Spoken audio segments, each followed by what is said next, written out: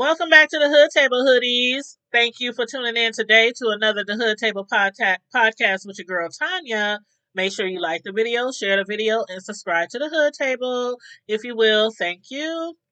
Now, today, as you can see from the title of the show, we are continuing on our coverage and our discussion regarding R. Kelly, and Jerhonda Pace is still on the stand. Jerhonda Pace is the first person on the stand out of the six alleged victims of R. Kelly. Now, as some of y'all know, and for those of you who might have been sleeping under a rock, R. Kelly is being charged with racketeering, including sexual exploitation of a child, kidnapping, bribery, forced labor, and sex trafficking between the years of 1994 and 2018. And this is relating to six alleged victims. Now, R. Kelly, the first person who took the stand the other day against R. Kelly was again Jerhonda Pace. And Jerhonda Pace, as many of you might know, she was one of the accusers on the Surviving R. Kelly series on Lifetime. And she claims that she had met him at the age of 15. She was a huge star of his at that time.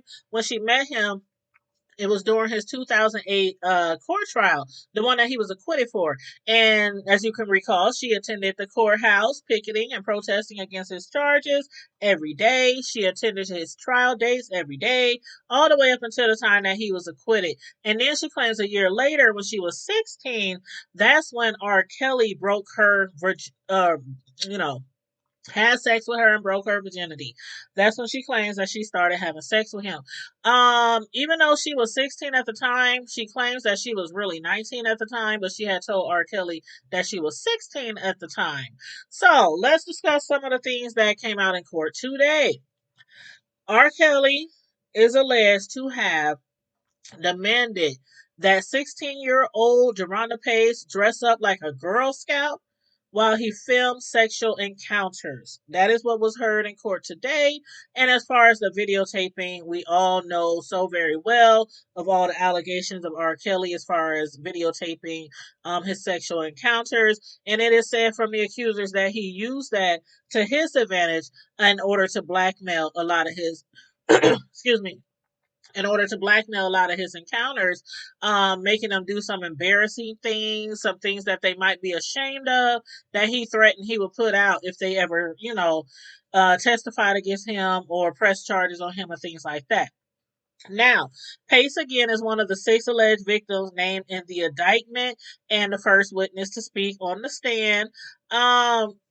It seems like Pace and three other people, including the singer Aaliyah, rest in peace. Those were the minors at the time of the alleged abuse in this particular case. And regarding to her age, again, she was underage when she claims that she was having sex with R. Kelly. She also claims that he became abusive like a couple of years later after they met, and that he also would force her to tell people that she was 19. So she's alleging that when she first met, she lied to him about her age, but then he continued on the relationship and forced her to tell people that she was older than she really was. Also, she claimed that he had choked her once during an argument and then forced her to have sex with him. And she said that was around the time when she was 16 years old. Now, we talked about the other day how, in order to escape him, she claims that she had a uncle a few doors down. That's what she told R. Kelly, that she had an uncle a few doors down from him, and he had wanted to give her a pair of shoes. And he told her, yeah, go ahead and get those pair of shoes, but you better come right back. Instead, she did not come right back. She left. She grabbed her cell phone, left everything else behind, and called for help and told everybody what was really going on with her. Because remember, if you watch the Lifetime series, her family, her parents had no idea what was going on with that girl. They had no idea that she was skipping classes, going to his court, all the way up to it was acquitted. They had no idea that he had broke her virginity, that she was having sex with him, or being abused by him, for that matter. In court today, 20-year-old Jerhonda Pace wept as she read from a journal entry. She described how R. Kelly had slapped her, telling her that if she ever lied to him again, it's not going to be with an open hand next time. And that was also when she was describing how he had choked her. Now, Jerhonda Pace, right now, she is pregnant. She is pregnant, and she's been posting almost daily on her IG, about her pregnancy and about the trial that's been ongoing. So I want to just show you a little bit of what she has on her IG right now.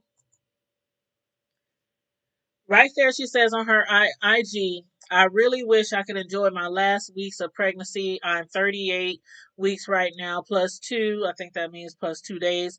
Instead of nesting, she has to fly to New York and be there for a week, thanks to her having to testify at the trial. She says she's stressed, she's pissed, and she's annoyed, and she hates when things I hold on, let me read it right. She said, I hate when things I should have say over is out of my control. Rants over, I'll be crying in the closet now.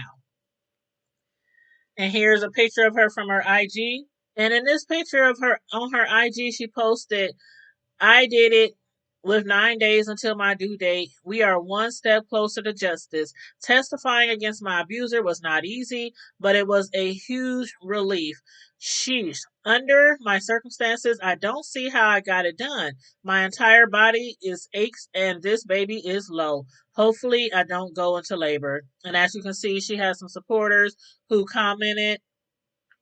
One person says, we stand with you, Queen. So proud of you. We'll continue to keep you in your prayers. Somebody else said, you are so brave. And while Jerhonda Pace was testifying of all the things that she went through with R. Kelly, during the cross examination, his defense attorney, Devereaux Canick, aimed at present Pace as a groupie who was stalking Kelly after their relationship ended.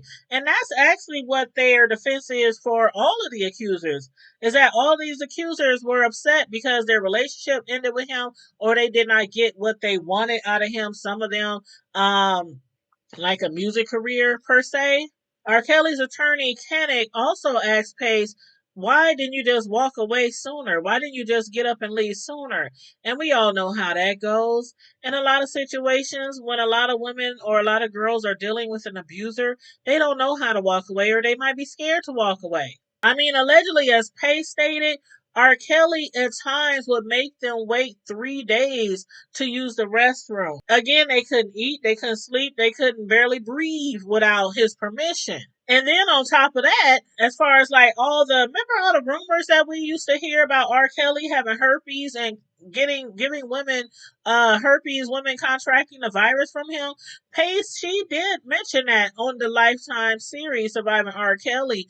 She did mention that she had contracted the virus from him. And so they had a doctor appear at court, and it was R. Kelly's doctor. His doctor of 25 years, named Chris McGrath, testified that he had prescribed R. Kelly with medicine to treat symptoms of genital herpes as early as 2007. McGrath also stated that he had prescribed the singer herpes medication so often that he memorized the phone number of the pharmacy. Now, before, that was just a rumor that we had heard. So to hear that come out in court today, it was all true.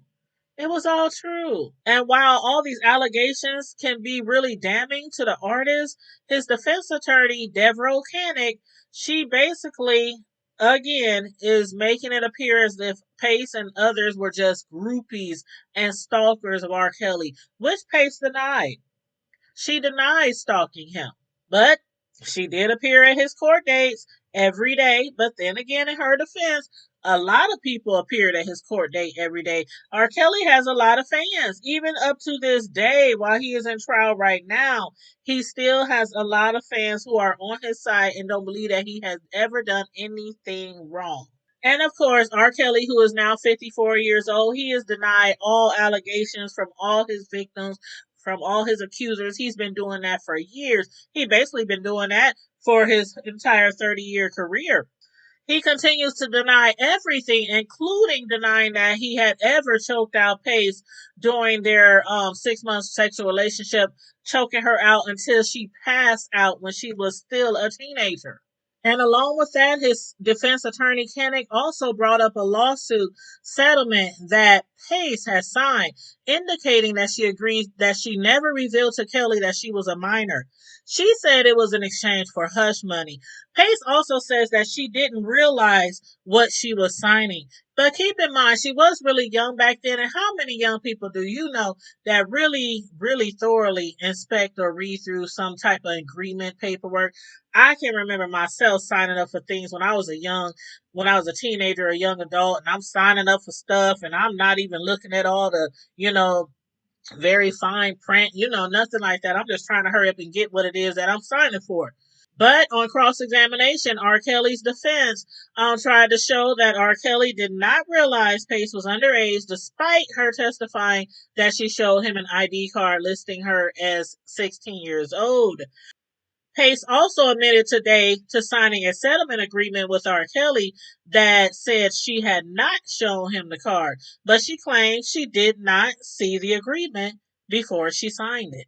So, you guys, as I always ask you in situations like these, do you believe the allegations? Do you believe the witnesses? Do you believe the accusers? Or do you believe that R. Kelly is the victim here by fans that are bent on just getting revenge because their relationships didn't work out or their situations with him didn't work out? And now Pace, which is named in the court as John Doe number 4, she is one of the accusers, but there are going to be other female accusers and at least one male accuser also who is expected to testify for the government in this R. Kelly trial. R. Kelly could be facing life in prison if convicted for these charges. And even after this trial, he still has to go back to Chicago and face charges there. And again, he's being charged with racketeering, sexual exploitation of a child, kidnapping, bribery, and forced labor between the years of 1994 and 2018. So, in summary, what did we learn today? We learned that Pace is being named as Jane Doe number 4. We learned that she did contract herpes from the artist R. Kelly. We learned that all the rumors circulating around for years regarding him having herpes himself was true, and that his doctor of 25 years had prescribed so much medication to treat his symptoms for genital herpes all the way back to 2007. So again, you guys, let me know your comments on this case, on this trial. Let me know how you feel about everything. We are going to bring you information every day that there is a trial. We just want to break down some of the things that they spoke about in court to try to cover it for you guys. And make sure you guys always, always, always please like the video, share the video, subscribe to the Hood Table, and don't forget to always, you guys, keep it hood. Bye.